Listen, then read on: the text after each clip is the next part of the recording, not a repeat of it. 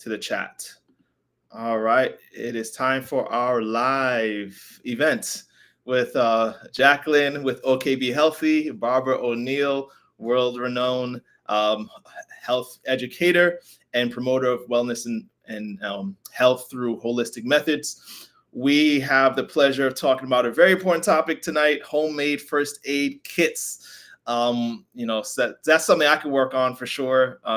Because I am, of course, when you're medically trained, it's so easy to turn to ibuprofen and Tylenol, right? And your traditional methods of healing, and then running to the emergency room, urgent care when your kids get a scrape or a bruise or a cold, stuffy nose, and allergies. Pollen's in the air, and we have people and kids who have asthma and asthma attacks. So Barbara, we need help. We need to help the people save time and money this spring and this summer, right? So thank you so much for coming on. As you guys are coming on, let us know where you're watching from in the chat, please. We like to greet our longtime guests and watchers, viewers, I guess that's how you call them, right? And if you have questions for Jacqueline and Barbara and I, then leave them in the chat. And as we discuss, I'll make sure to highlight your question and address it appropriately. But the topic we're centering today is emergency medicine, essentially, right? And this is, Barbara, this is different than what we're used to because, last time we talked about on this channel, we talk a lot about chronic disease prevention and reversal. We don't get to talk about the emergencies, the acute stuff, right? But it definitely has a place in medicine, in natural medicine. I don't think people realize. So that's going to be our topic tonight. So let's start off with the most common thing we're struggling with right now.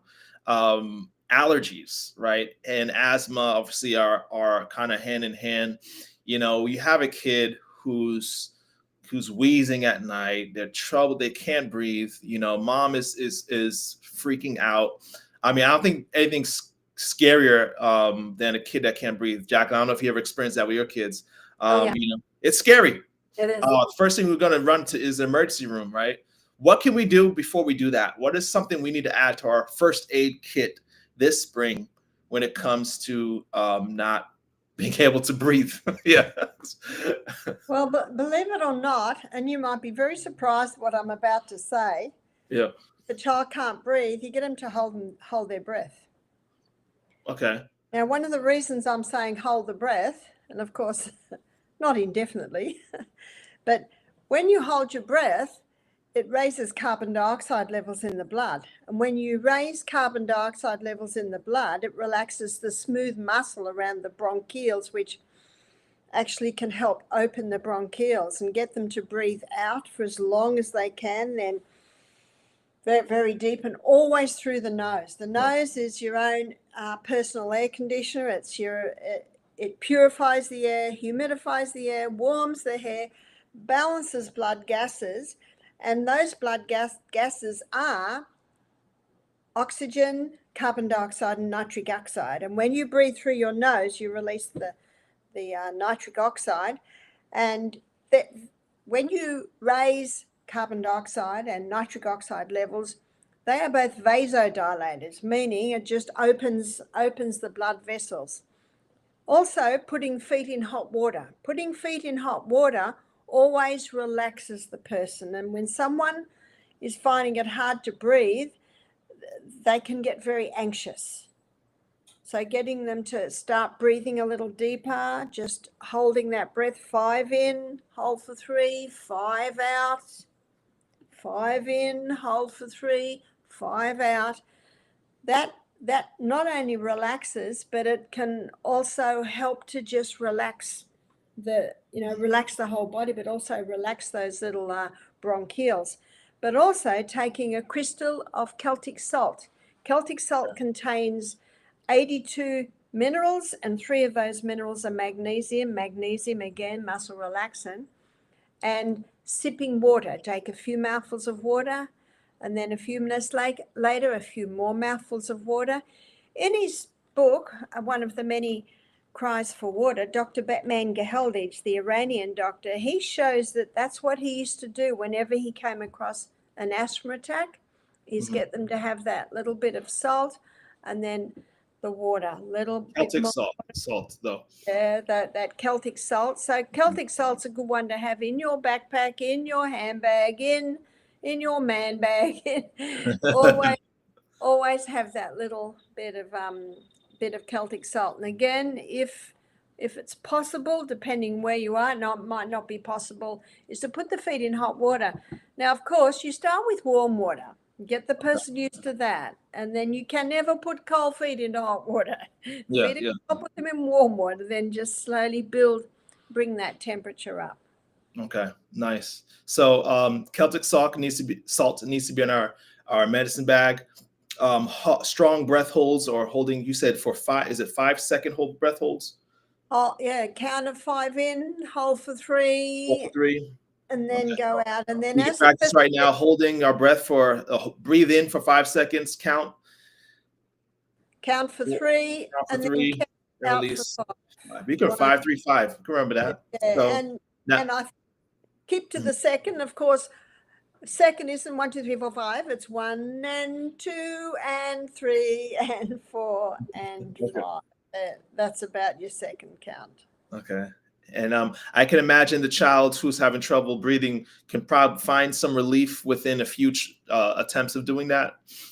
Usually so. But again, often with breathlessness, they're usually not taking deep enough breaths, and they're not letting that breath out enough to Enough. let it out. They're in a panic mode. Like when you can't breathe, it's hard to remember to breathe and to breathe in deeply. And that's why I know and I'll use it on Jack here. So when they called me if someone was having an asthma attack, I held the shoulders and I squeezed the shoulders and squeeze the arms, and I smile and I say, close your mouth. Now breathe in 5. So you have a calm voice and you're relaxing them at the same time. And please try and smile. Do you know what smile says? It's all right. It's going to be Yes. right.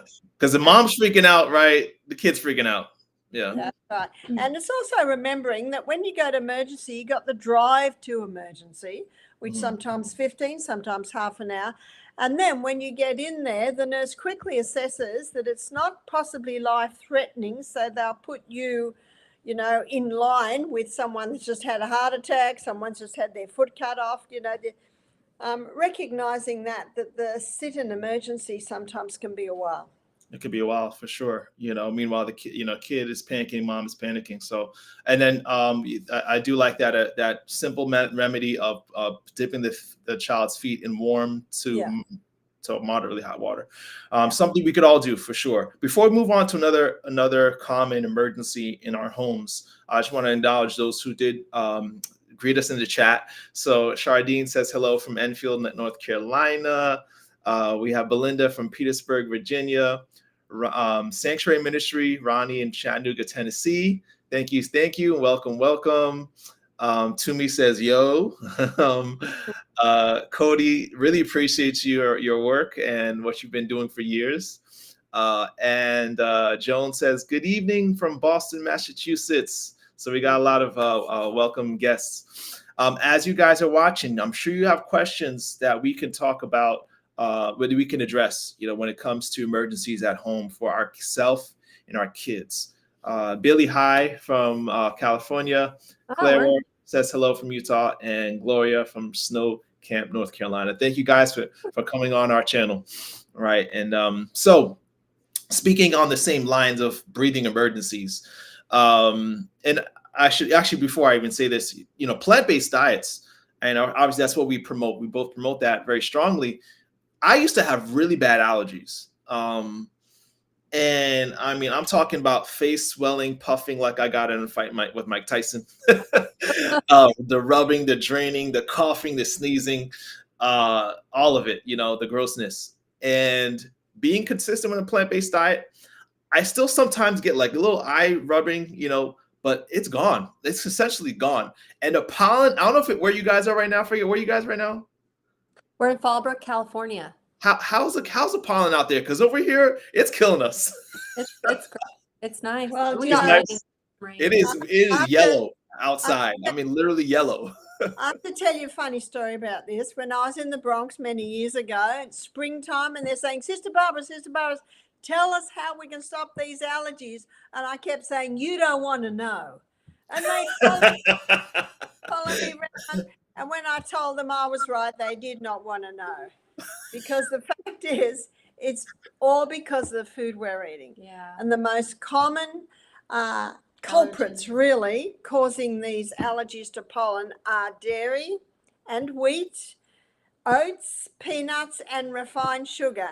And they looked at me with this blank look on their faces, and they didn't want to know. They didn't want to know. But yeah, but let me just make a comment there. Sometimes it can take up to 2 months once you've stopped those foods it takes time. to see the full result, because you can eat a slice of bread, it'll be out of your body in 24 hours, but the effect can remain for sometimes up to 2 months. And I also find that when those allergen foods are ceased, then the asthma attacks start to reduce to the point where they can even stop. Yes. We have a question. Someone asked about their son having a bad peanut allergy. And that's unfortunate because, peanuts, it's so hard to avoid interaction or coming in contact with peanut substances. Do you have any recommendations for that emergency? What is, just a comment on that it's usually the mold on the peanuts that the allergy is to. Yeah. Because peanuts commonly are found to be contaminated with aspergillus, and aspergillus, it gives off the mold waste aflatoxin. So that's a common one. So yeah, absolutely keep away from the peanuts. What happens when they have this really bad reaction? Really, when it's that severe, the EpiPen may be necessary just to save their life. Yes, absolutely. But keeping away from the other allergens again, I find that when the allergens are totally stopped, little by little, the person can get to the point, and we have found this, that they get to the point where they're not reacting quite as much anymore, till eventually they're not reacting. That's beautiful. I like that. What about mild allergies now? So, mild allergies can certainly working in the urgent care, during the spring and summer, allergies were a big one whereby people would come in. So if someone having a mild allergies, I guess you have any recommendations for the puffy, runny, itchy? Well, we're going to stop the cause. Yeah. No, but really, when you have got that allergy, that little bit of salt and water, the more water they can drink, the more that they will dilute the symptoms. Just as the water is a diluter, it can little by little certainly dilute those symptoms. But there's another one that can cause it, and that is mold. So people have to be really careful on their houses. There can't be any mold in the houses. Check the air conditioner. Sometimes, the air conditioner, they commonly can grow mold because of, it's a moist, warm environment where the air conditioner is. Okay, very good. Another one I want to talk on is burns. We are, especially we're in the South, it gets pretty hot these days. So sunburns, or burns in particular, what are some things we could add to our homemade medicine cabinet? Well, the best thing for burns is aloe vera, but of course that's not easy to put into your first aid kit. Yeah. I think every house should have aloe vera growing, and if you're in the cool climates, it grows quite nicely inside in a pot. So if there's a burn, you just quickly cut off the spikes on the edge and then cut it down the middle. So you're looking at two, say that's the leaf there, you cut it down, so now you're looking at 2 leaves, and they're put on the burn straight away. Now, if sunburn, that can just be wiped over the skin, but if it is a burn from whether it be boiling water or, a serious burn, then you leave the skin intact and you wrap those aloe vera leaves, with the gel side onto the skin. See, aloe vera contains a growth stimulant, so it can stimulate rapid healing. One of the things you have to be cautious of if there's a burn is that the edges don't dry out, because if they dry out when you try and take it off, then of course you rip the new cells. But if you keep the leaf intact, meaning the skin still on the gel, then the gel doesn't dry out. So and I've used it many times and advised it many times, and it's quite remarkable how quickly the pain goes and how quickly the wound heals with that aloe vera. And in fact, sometimes I advise putting it on, bandaging it on, and don't touch it for 24 hours. Okay. Now, just one more thing on the aloe vera. Let's say, Jack's got beautiful olive skin, so she doesn't usually burn. But let's say she hasn't been in the sun all winter and she goes out for an hour, she'll be burnt. So you rub the aloe leaf on the skin and it'll be wet and sticky. And when it dries, then you rub it on again. Okay. And then you let that dry. Then you rub it again. You've actually now got three different layers of aloe skin on there. And that can bring a lot of relief. And what I find is the person could be nearly beetroot red, and the next day that redness has eased and the pain eases. But regarding the first aid kit, the best thing that you can have in the first aid kit for burns is Epsom salt. For burns, you make an Epsom salts, a saturated Epsom salt solution. Now, Epsom salt is magnesium sulfate, and magnesium is a water-hungry molecule. So what you do is you get a jar of water, maybe half a cup of water, and you put a teaspoon of Epsom salts in and you mix it till it dissolves, because it will. Then you put another teaspoon in, mix it till it dissolves. And you keep doing that until it won't dissolve anymore. It's a saturated solution now. Okay. I know some mothers, they have a jar of this in their fridge. Nice. Yeah. And what you do is you get a cloth and you fold it over maybe 3 or 4 times, put it in, and let's say the burn's on the hand, then you don't squeeze it out really tight, and it's not actually dripping, but it's very wet, and you place that on the burn. Okay. And then you can cover that with plastic and bandage it on. And that, if the burn's serious, it might take 15-20 minutes to ease that pain. But really, if there's been a bad burn, straight under the tap. Just get cold water on it while someone mixes up the saturated Epsom salt solution, because it might be evening, time to go to bed. You can't sleep with your hand under a tap. You've got to put I know a lot of people talk about petroleum jelly to lock in the moisture. Is that something you recommend? No, I don't, and I've never used that. I found that the Epsom salts is remarkably good. Yeah. My daughter, she was ironing one day, sitting down ironing, and one of the kids yelled out. She got a fright, and the iron landed on her thigh. Yeah.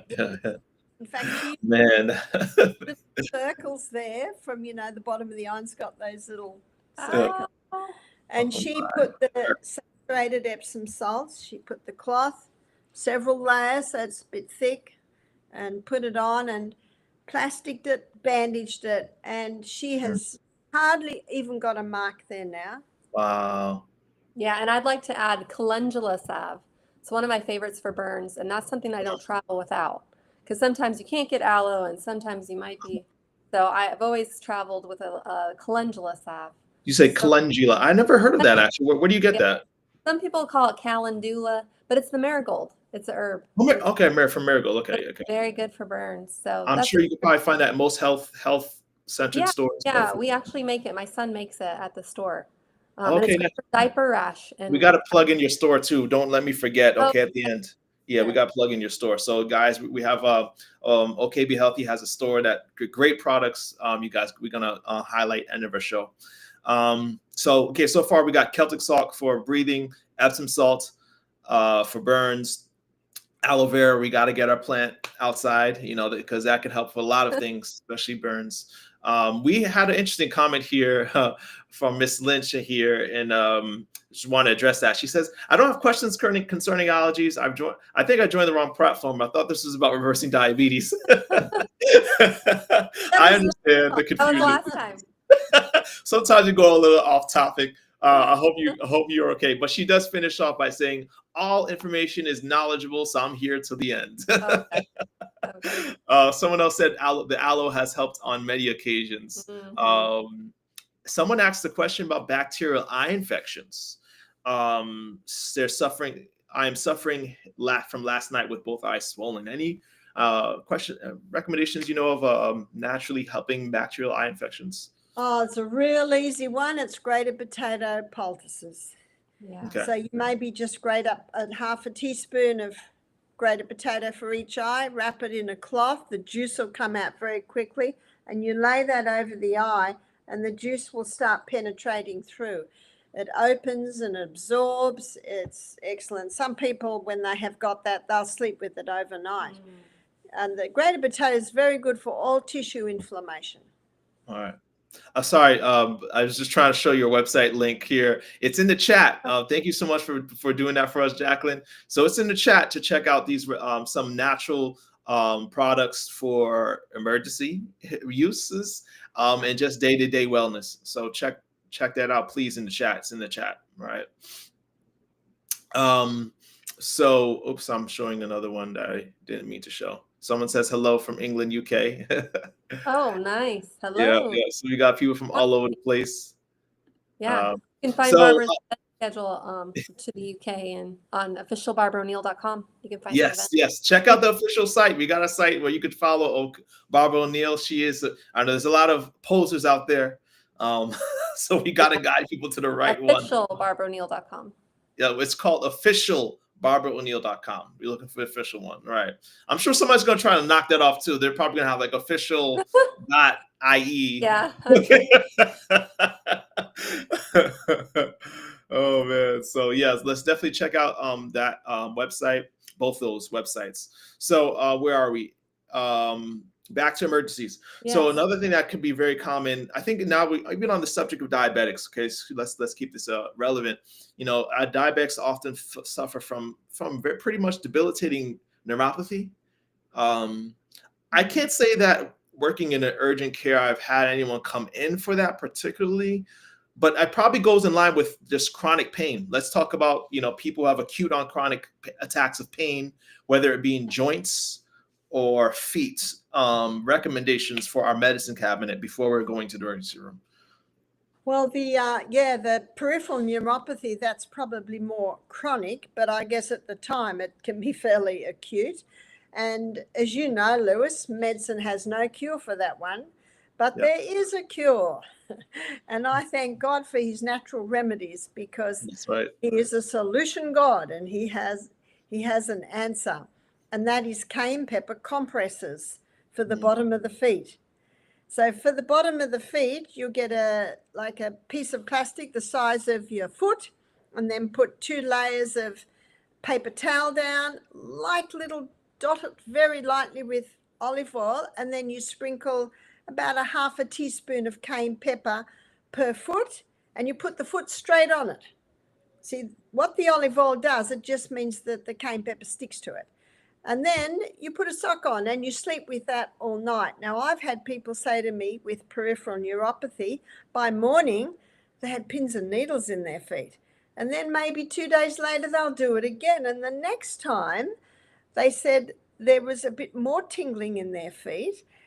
And the next time, they started to have a little bit of feeling. It's quite incredible. It's difficult for me to say how long it will take.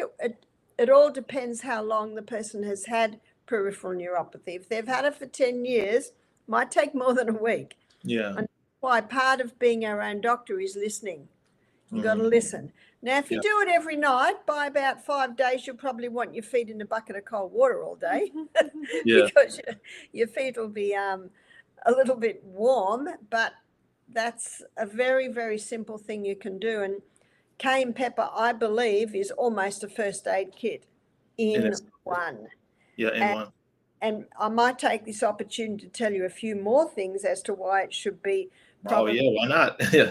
one of the first things you put in your first aid kit is if someone's cut themselves and they're bleeding, if you sprinkle cayenne pepper in there, it'll seal those bleeding blood vessels. Now, obviously, there are some cuts that may need to be stitched, but I have seen some cuts that a friend of mine who was a doctor, she said, I would have stitched that. And then she saw what cayenne pepper did. It's quite remarkable because as the cayenne pepper sprinkles in, it seals the blood vessels and then you bind up the wound and it slowly will draw even the tissues together. It's quite Yeah. remarkable. And someone said to me, but wouldn't that hurt? I said, well, it's already hurting. Yeah. But once that tingle settles down, cayenne pepper, one of its actives is that it's an analgesic. So it can actually, even though it initially will give a little bit of a smart or tingle or sting, once that settles down, and it's the same when you eat it, it's hot at first, but that settles, and it's the same when you apply it to the skin. That stingy feeling, it does settle to the point where it even numbs the pain. So that is quite remarkable for that. I personally had the wonderful experience of reviving a lady who was having a heart attack by putting half a teaspoon of cayenne pepper in her mouth, giving her a little bit of water to drink, and really within about 2 minutes the colour came to her face. The guy holding her pulse yelled out, "The pulse is strong," went from weak to being strong.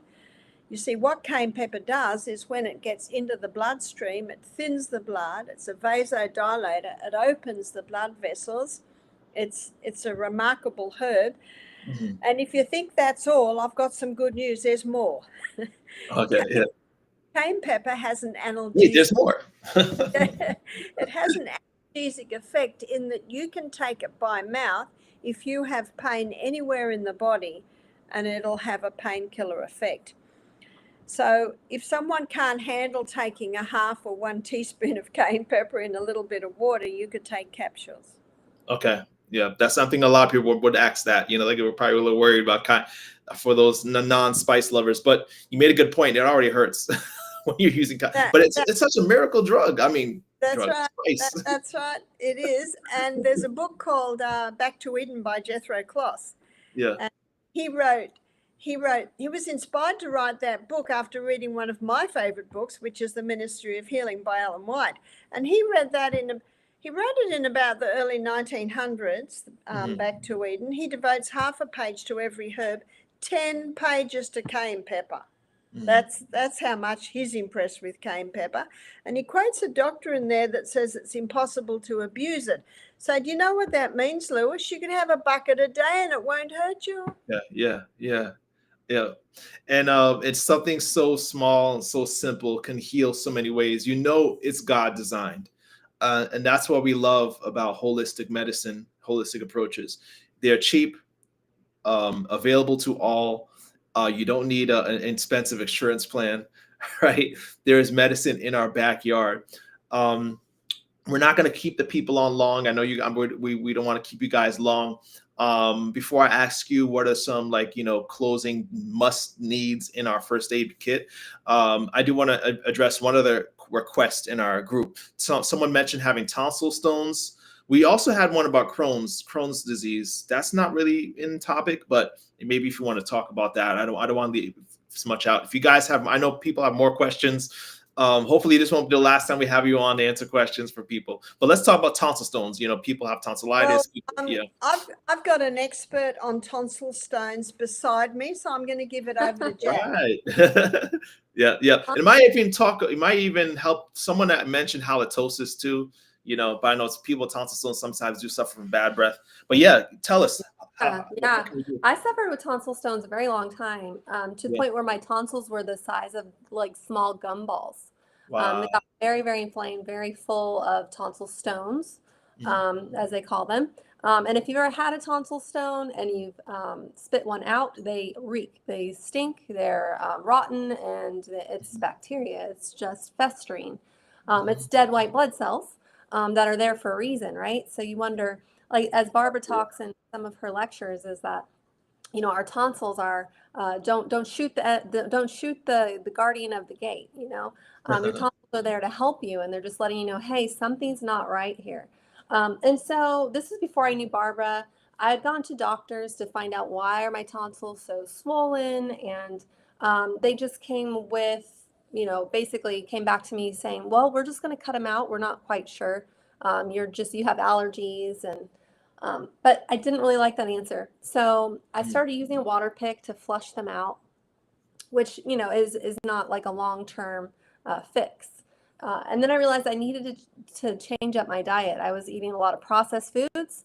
I was eating a lot of dairy. I was eating a lot of the 5 food allergens. I didn't know that at the time, but the gluten, the dairy, the refined sugar, the processed foods, caffeine, you name it, just all kinds of fake chemical plastic food. And so I started cleaning up my diet, and I started eating better. I started drinking water instead of soda. I started taking better care of myself. And as I did that, the swelling went down.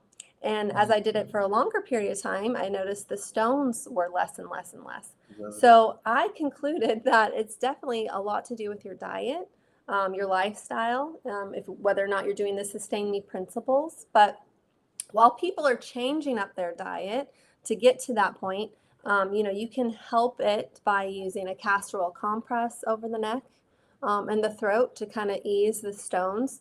You can use a water pick like I did to kind of help flush that area. But your tonsils are your friend. They shouldn't be just cut out, especially our little ones.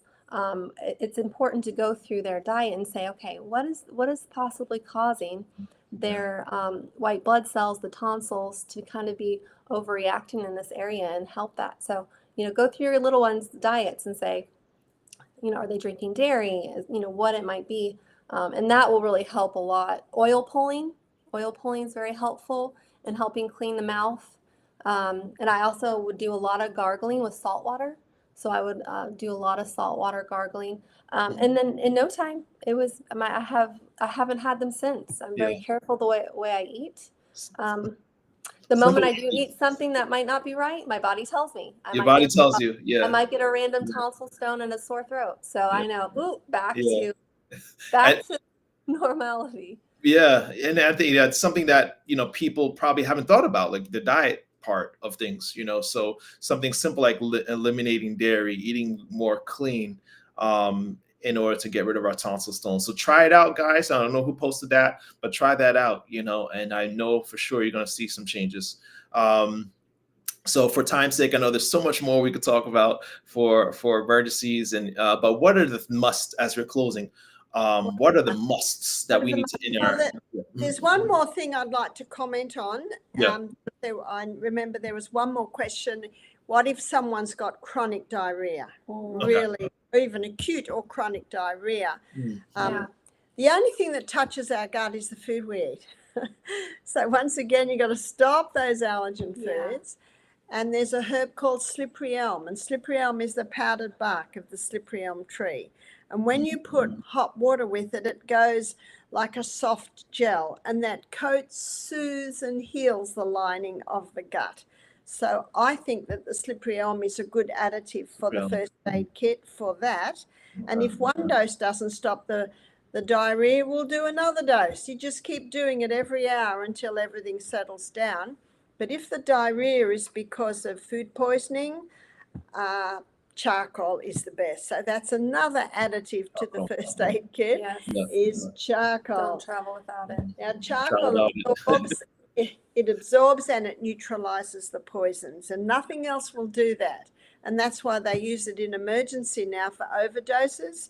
They also filter the blood for dialysis using charcoal because it absorbs and it neutralizes poisons. And that term, the term to describe that is adsorb. So a little, and I know a lot of people, in fact, I myself, in my little backpack, I have a little container of charcoal tablets. So again, if someone's got an upset stomach, bloating, vomit, diarrhea, charcoal. Charcoal is a great additive to the first aid kit. And I think most people are aware that in your first aid kit, you have your tweezers, you have your scissors, you have your cloths, you have your bandages, have some tape, all of those little bits and pieces. Yeah. Yeah. So thank you so much. I know that's gonna help a lot of people. Anyone who's watching late, to go ahead and rewind this and watch from the beginning and make sure you got your notepad out, okay? Because Miss O'Neill, you covered a lot for us tonight. And so in closing, we want to make sure everyone is aware that we have, I think you posted the shop already, but a link to yeah, it is. OKB Healthy's store. It's an online store essentially, right? Yes, That and you can in store, find we have a store and online. yeah, yes. Oh. So we could find some of the products and that we talked about tonight. Check out that link. And then one other thing that we want to make sure that everyone has access to is, let me make sure I get this right. Hold on. Is our online community. I thought I had the link up, so just give me a moment. We started this month.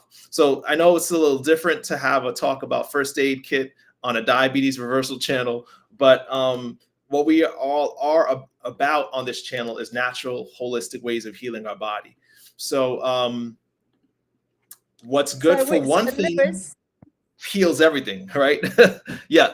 Yeah, no, it's not. But Lewis, I wanted to mention something that you talked about when we were chatting before we got online. And that is that it takes time. Yeah. So I'd like to give our listeners a Bible verse that'll really help with that. It's found in Hebrews, mind blank. It's found in Hebrews 13. Okay, yeah. Hebrews 10:35, 10:35. It says, "Cast not away therefore thy confidence, in the which is great recompense of reward, for ye have need of patience, in that after you have done the will of God, you might receive the promise. That's right. But let it yet a little while, and he that shall come will come, and will not tarry. Now the just shall live by faith. But if any man draw back, my soul shall have no pleasure in him. But we are not of them that draw back under perdition, but of them that believe in the saving of the soul." So beautiful verses. Yes. But they show, don't cast away thy confidence, the confidence in this incredible body that God gave us with an inbuilt ability to heal itself, and also the confidence that no matter what you're going through, God has a solution. He has a way through that. So don't cast away your confidence there. And as you realize, Lewis, helping people with diabetes is not going to be better overnight. It's going to take time. And you see Jacqueline's story of her tonsil stones. She's healed from that, but it didn't happen overnight. Took time. So there's a bit of time happening there. We've got to be a little bit patient and allow the body to little by little heal. Yes. And we need to close to those words. Those are powerful words, man. Absolutely. And sorry about the hiccup with where was it? It's Hebrews chapter 10, verse 35. 13. Okay, let's look for that verse and highlight in our Bibles because we need patience, y'all. We need patience. Oh, yeah. And I give the story of my daughter Emma when she was 5. She said, "Mum, I'm going to grow up in a minute." Now, it took her another 10 years. It's going to take some time. She had great faith. Well, I know Jacqueline, when she had these horrible tonsil stones, she wanted to be better in a minute. Right away, yeah. Instant results. We all want to be better in a minute, but there's a little bit of a time factor here. Yeah. Even though the things we've talked about in this little interlude here are going to give fairly quick relief, but there's one other thing that is often overlooked, and that is ice. Yes. On the side of every football field, you won't find buckets of hot water, you'll find buckets of ice. Ice, yeah.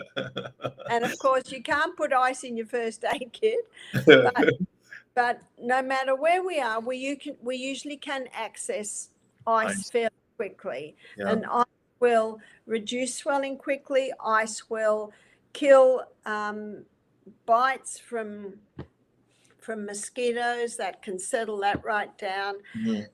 Ice can certainly ease if if you've got just sprained your ankle. So Yeah. don't My forget back that. this morning, we were talking. Yeah, yeah, Yeah, yeah. And Lewis, bit of ice on your back yeah. and give it a break. Give it a break. That's why my body's telling me, Lewis, slow down, man.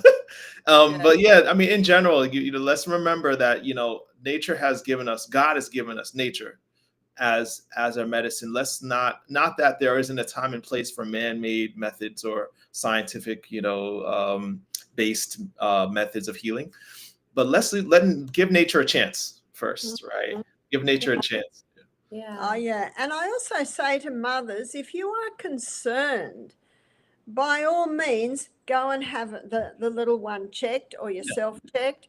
But whatever the advice, you have every right to say, thank you so much for your opinion.